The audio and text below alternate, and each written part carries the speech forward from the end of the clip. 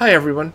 Well, we're almost a week into the Indiegogo campaign, and I've had a tremendous amount of support so far, so thank you so much to everybody who donated. Also, there are a ton of great questions, and I figured I would take the time to address each of the best ones here in a video, and hopefully clarify things that maybe people weren't too sure on. So let's just jump right into it. I'll take kind of an easy question as my first one. General Light asked, for everyone whose name is listed on the new website as an original funder, how will the names be sorted? I feel like alphabetical is probably the best way, because to be honest, everybody's donation is extremely appreciated, so I just didn't want to show favoritism to anybody. But obviously, if you guys strongly disagree, I'll do really whatever you'd like. I just feel like alphabetical is a pretty straightforward way to sort things. Next is a couple of hard questions from Larson CC, and I love the hard questions. Please keep them coming, but he's got some good ones, so I might have to break this up into a few segments rather than just do it all in one shot, because I always try to keep these straightforward, but there's some good ones here. So first, will the not-for-profit be structured so that donations are tax deductible? I believe it would make fundraising going forward significantly less troublesome. So, unfortunately, the way things are set up, unless somebody's an amazing accountant and knows legal ways around this, I believe your Indiegogo donation is donating to myself, Bob, and then I am using that money to create the not-for-profit company. So once the company has been funded, any donations then are tax deductible, but we won't really need too many donations afterwards. So, I hope. So, unfortunately, I don't think it could be set up that way, but if anybody out there is an accountant and knows for sure how to do it legally, then I'm all ears. Next, he said, in the gentlest terms, I'm not really a fan of a museum or office space in New York. It's a strong disincentive to donate. From my spot in the country, it's like throwing money down a hole. I'll never see any benefit from it, and it seems destined to benefit people that are not part of the nonprofit entity. Even if it was fully justified, it doesn't seem logical to base it in the most expensive area of the country. It also seems like a gigantic distraction from what was the first stated goal, making sure the information doesn't disappear. So I love that you asked those questions. Thank you so much.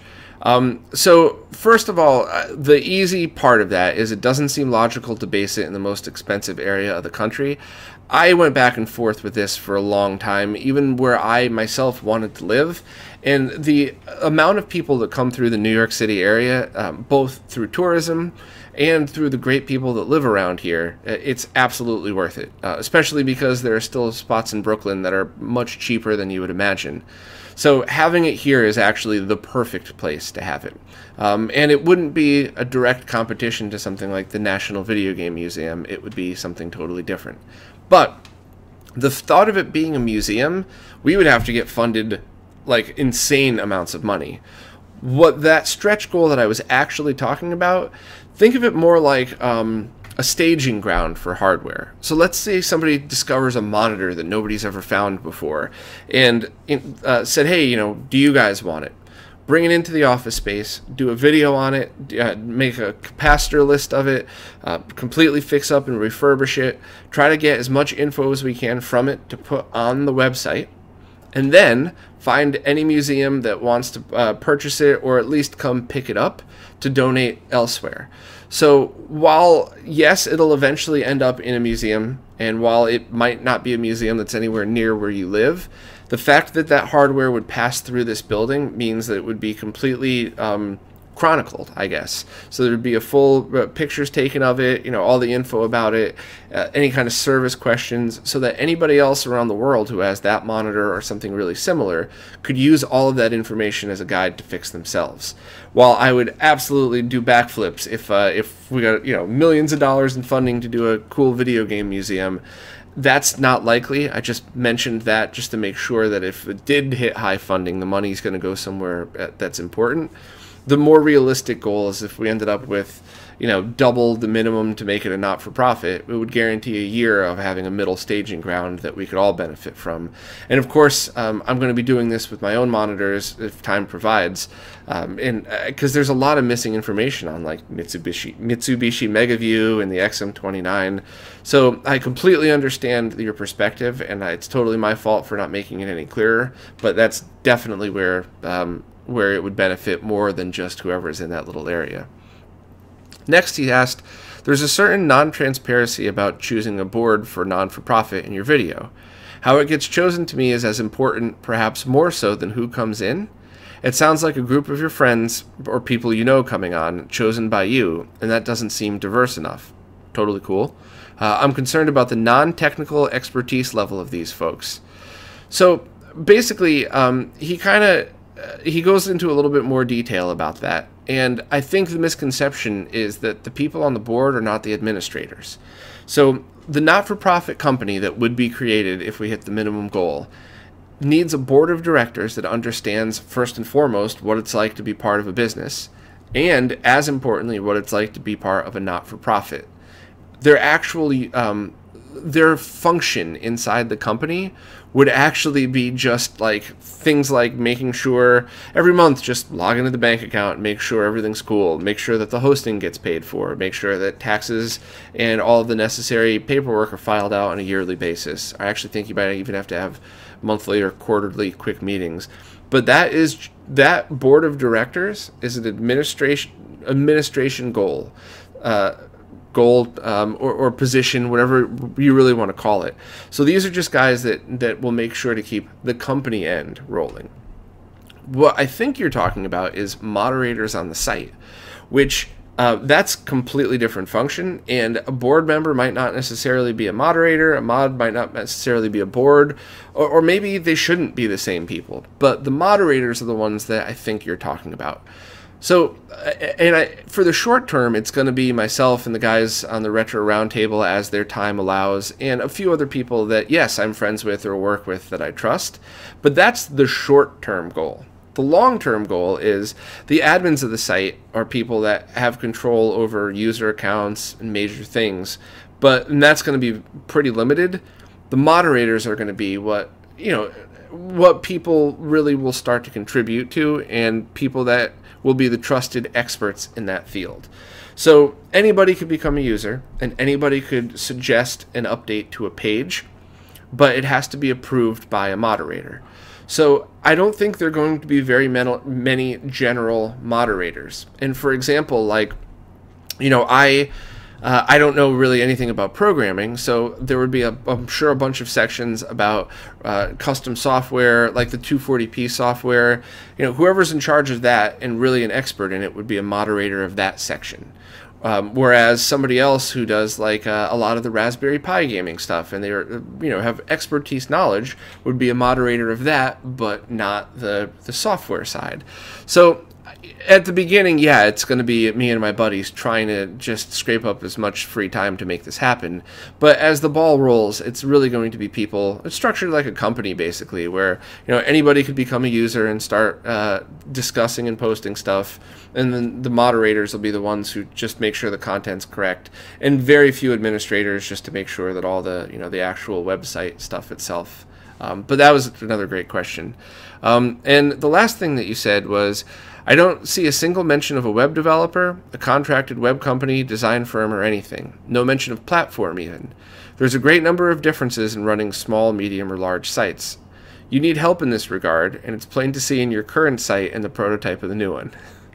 Fair. First of all, the current site, the whole goal of my current site was I wanted to make it Wikipedia style, but I didn't want to use WordPress because when I first created this site, I didn't know how far it was going to go. There was a genuine chance that I would put, 100 hours into making some fun stuff and then walk away forever, which with an HTML-based site, you don't have to worry about any of that stuff. It's almost no chance of you getting hacked. Whereas with open platforms, you have to make sure to always do the administration, patch open holes, and all that stuff. So after at least a year of research and trying different things and messing with it, I chose TikiWiki as the main platform. MediaWiki is what most people use, and it looks just like Wikipedia, but it didn't offer a lot of the things that I had actually wanted. So rather than try to create it myself, and when you try to create anything yourself, it's proprietary, you need to show other people. I don't like that at all because the site's not about me. So I went on the TikiWiki website and hired the developers of TikiWiki to help make me the site. So I can go right to the source. So I don't know if I should be naming the people now who did it. I don't know if that's privacy issues or something, whatever. But I completely agree with you. And that's why I went to the guys that know what they're doing. Now, the comment that you made about it's plain to see in the prototype of this new site that you need help. I thought I was clear, and I just want to reiterate the fact that all of the time, the tremendous amount of time and money spent has been back-end only. How it works, user administrator moderator functions, how certain pieces of the website come together. The least of my worries was look and feel at the moment, because that's something that could be added, changed, and evolved as the site goes. And it's also something that a wide range of people could handle, whereas the skills to actually do the back-end stuff are much more specialized. So, while I agree with what you said, I absolutely approached it in the way, technically speaking, that it should have been started. Make sure it functions properly first, then make it look pretty and make it easier to follow. So, Larson, thank you so much for asking the hard questions, because a lot of people didn't. And I wish they did, because I'm sure a lot of people feel the way you do.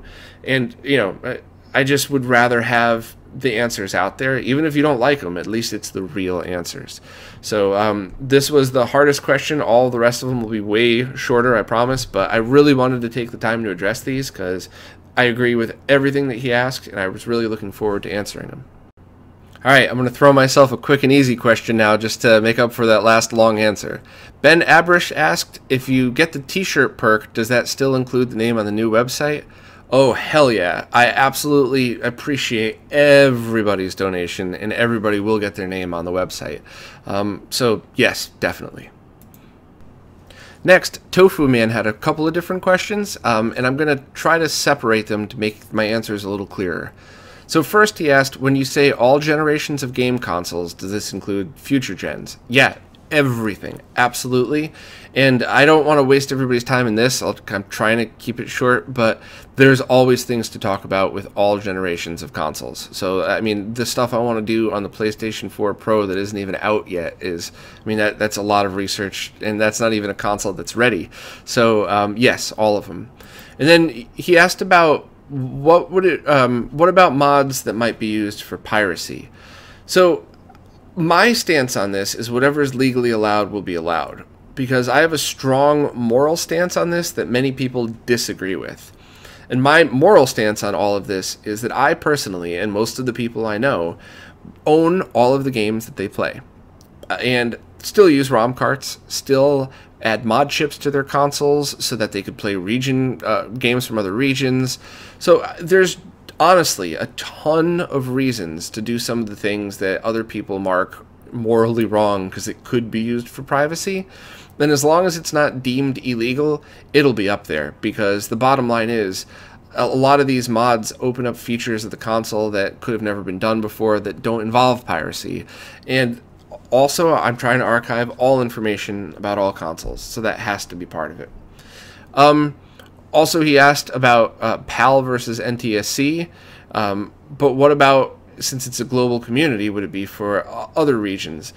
So yeah, every console, every region, and I'm even trying to get both automated and personally corrected multiple language support for each page.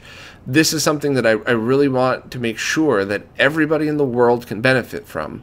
I think legally it has to just be a US not-for-profit, or else it would cost a ton more, I think. But as far as the use case, everybody's open to it, and I hope everybody can benefit from it.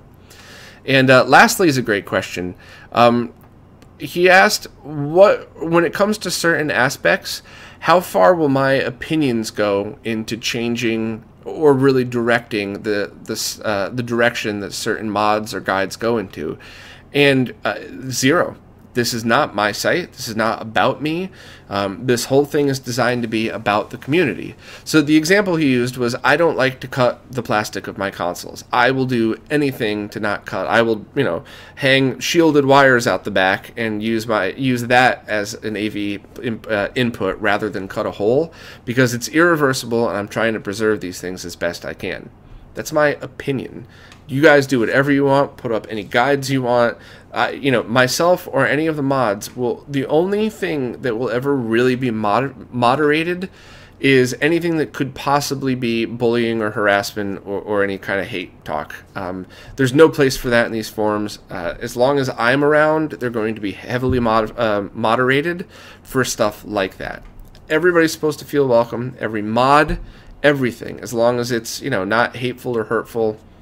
Anything goes, and none of our opinions will get in the way. And that's also an advantage of having multiple moderators. So if I go off on a rant about, you don't need to cut the plastic for this mod, why don't you do it this way, another mod should step in and be like, Bob, it's not about you. Let him do, let's help with this mod. Next, David C. asked, will archiving old CRT manuals be part of the site? Oh, absolutely. I mean, I really hope that this ends up being the repository for all CRT info. And I even hope that, 5 or 6 years from now, somebody might need to repair a CRT that doesn't even care about video games, and this is the place that they go. There is no real good repository for it right now. There's a bunch of guys doing great work on Reddit, but Reddit's not going to be around forever. It's going to go the way of MySpace and AOL and everything else. Whereas this is designed to be around forever. This site is not designed to be hip and cool. It's the opposite. It's designed to be an online museum, if you will. And his other question was, what about things like game label and box art scans? Other people, I believe, are doing that right now, like Frank Cifaldi and his team. So while anything's welcome, I would encourage, especially if there's any kind of not-for-profit company involved, I would encourage using resources that already exist for things that are a little out of the spectrum. And in that case, I could be wrong, but I think that's some of the stuff that Frank's project has been working on, and it already is a not-for-profit. So I would just recommend doing a little bit of research, and if no one else is doing it, or if the way they're doing it isn't set up around the gaming community, then obviously you're welcome to create a page, and heck, even moderate it if you're the main point person for it. But in that exact case, I would actually go to Frank's website for the box scans and stuff. Steve from HD Retrovision asked about what happens if you don't donate the exact $50. It says you're not eligible for a t-shirt. So what I'm going to be doing is anybody that selects that exact option with their size, they're just going to get the shirt mailed to them. Anybody that's donated 50 or above that didn't choose that option or didn't have the option is going to get an email saying, hey, would you like a t-shirt? And if so, please let me know what size and your address. So I really should have thought of that before I started the campaign, but it's too late to change that now. So, if you're one of those people, I'll make sure you get taken care of. And of course, if everybody else starts getting their t-shirt and you don't, just contact me and I'll make sure you get taken care of. Next, Dougley007 asked, the biggest issue my friends have with the new site is that you could find all the info on other sites and it'll just be a copy and paste of what's already out there. I really hope not. So as far as my content goes, it'll literally be moving it off of, and anybody that wants to add their own content can, but I'm going to try my best to make sure nobody copies and pastes anything. And especially the way the new site's formatted, you're not going to be able to just copy and paste and dump something in. It has to fit under the hierarchy, and if you got information elsewhere, much like every other wiki, there needs to be notes on where you got it from. So for something like a site that's old and almost out of date, yeah, maybe copy some of the technical info over and then make sure to format everything correctly and then list where you got it from. I don't think that's going to be as big of a deal though. I think more along the lines of maybe copying pasting from forums, because there are some great guides on forums, but even then it's going to be saving the pictures, because all the pictures should really be on this wiki, uploading them to the new site, formatting everything, and then crediting the original poster, and then linking down in the credits. I also think from the other perspective, I would really love to see everybody who does things like this start putting it on this new site, but from a slightly different perspective. So let's say the N64 Classic comes out in a year or two, and somebody does a review of it, and they happen to be the first up on this website. So do their own review on their site, do their own video for YouTube, and then take facts only, no opinion, and then go to this wiki, add a picture of the N64 Mini, add the basic data just like you would in Wikipedia, and then just list facts, output 720p, electrocute you if you plug it into the wall too fast, whatever it is. And then at the bottom, links to, and then leave a link to their blog post that has their personal review of it. So I hope to see a lot of that, because I always like hearing people's opinions, but facts are what need to be archived. So I kind of went a little off topic from your questions, but I guess to directly answer, I'm not going to encourage any copying and pasting, and I don't know how I would handle it if it does happen, but there's definitely going to be a lot of steps taken to prevent full-on plagiarism, and everybody needs to be credited for their work. Even in cases like, let's say you, Doug, spends all day long doing this awesome how-to guide on how to mod something, and then a month from now somebody comes out with a new board that makes it easier. So I take your guide and only change the things that have to do with this new board. You still get credit, and my name would just get added to the credits at the bottom. Stuff like that. But if anybody else has any opinions on this, this is why I want it to be a community effort. Myself, is only going to be starting the ball rolling, and you guys are going to take it from there. So I'm obviously going to be donating as much time as I possibly can on it, but depending on how life goes, what if I get a new job? What if I get hit by a meteor and, can't type anymore? I'm just the one getting the ball rolling, and if 6 months, a year, 10 years from now, people don't like the way it's going, it's a community site. People can do what they'd like with it. So sorry for getting a little off topic, but it was a great question, and many different ways it could be approached. Nacho Beard had a great question about what happens to the links to RetroRGB when all of the content is moved to the new site. So the bottom line is that no links will go dead, no pictures will go dead. There's a few different ways I could do it, and depending how much time I have and what else I need to work on, the very bottom line is most things will be auto-directed to the new website. Some things might be set up a little bit different, and I was considering even just leaving the pictures up as long as I can until I can get the individual pictures forwarded. I mean, that's thousands, so that'll take, I might have to write a script or something for that, but so the bottom line is nothing is going to get lost in the mix. The only thing that might happen is the Google search results might go crazy, which sucks, because I'm really proud of the fact that a lot of these terms, if you type into a Google search, my website is, one of the top 3 in most cases. So I don't know what's going to happen for that. If there's any Google experts out there, I'm all ears, because everything I've read online so far says of what you should do has been just wrong. So the links, nobody has to worry about. You can keep those up forever, and that way I don't have to go back to all of my old videos and make sure all the links are exact.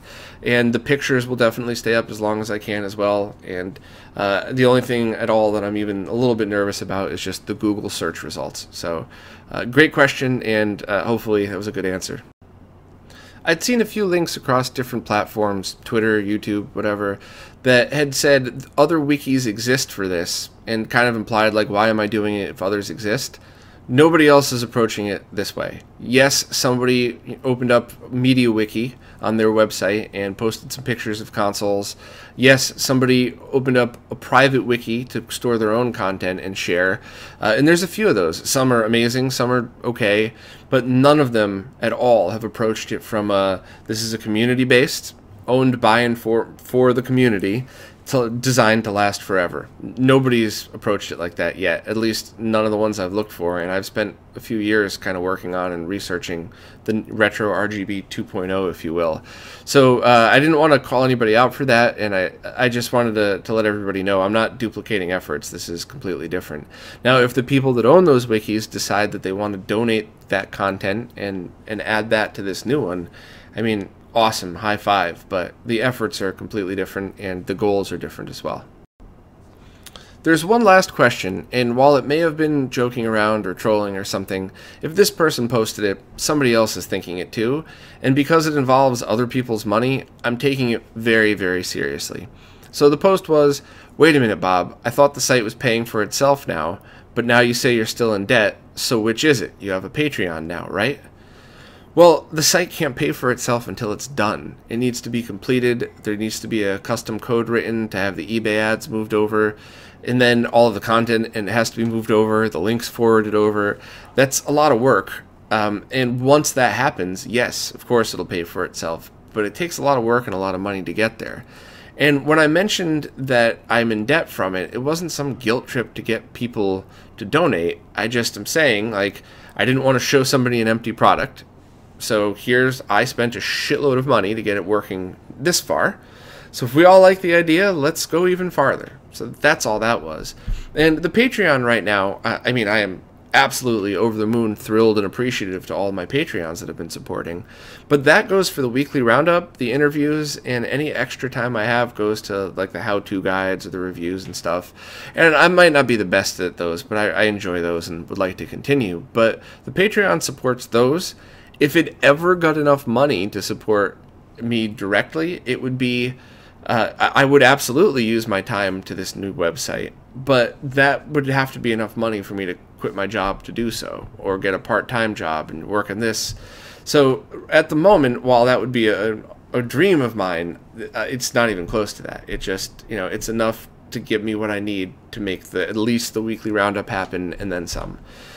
So none of that Patreon money has gone anywhere other than to support those things. It has not gone into this website. And, you know, that's the whole point of the Indiegogo.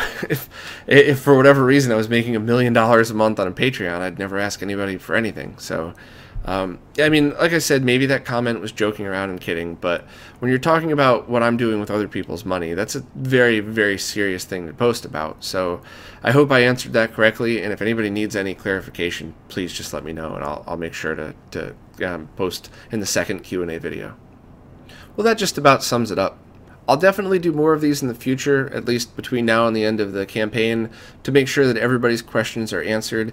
And please, please just don't hesitate to ask. Even if you think it could be misinterpreted or people might think you're rude for asking, please just ask it, because I really love answering these. And if after I answer them you decide, oh, okay, I get it now, but it's not for me, that's totally cool. I'm really afraid that people are misunderstanding what I'm trying to do.